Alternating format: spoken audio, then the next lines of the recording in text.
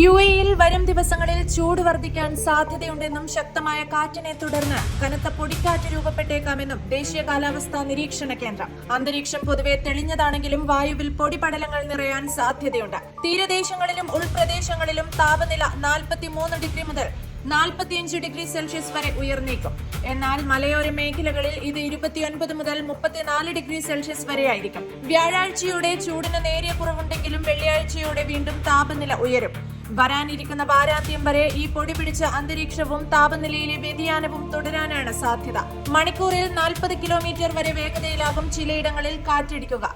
തെക്ക് പടിഞ്ഞാറൻ വടക്ക് പടിഞ്ഞാറൻ ദിശകളിൽ നിന്നുള്ള ഈ ശക്തമായ കാറ്റ് കാരണം അന്തരീക്ഷത്തിൽ ദൃശ്യപരിധ കുറയാൻ സാധ്യതയുള്ളതിനാൽ വാഹനം ഓടിക്കുന്നവർ കൂടുതൽ ജാഗ്രത പാലിക്കണം. ഇതിനു പുറമെ അറബിക്കടലിലും ഒമാൻ കടലിലും വൈകുന്നേരത്തോടെ കടൽ പ്രക്ഷുബ്ധമാകാൻ സാധ്യതയുണ്ടെന്നും കാലാവസ്ഥാ നിരീക്ഷണ കേന്ദ്രം മുന്നറിയിപ്പ് നൽകുന്നു. അതിനാൽ തീരപ്രദേശങ്ങളിൽ താമസിക്കുന്നവരും കടലിൽ പോകുന്നവരും ആവശ്യമായ മുൻകരുതലുകൾ സ്വീകരിക്കേണ്ടതാണ്.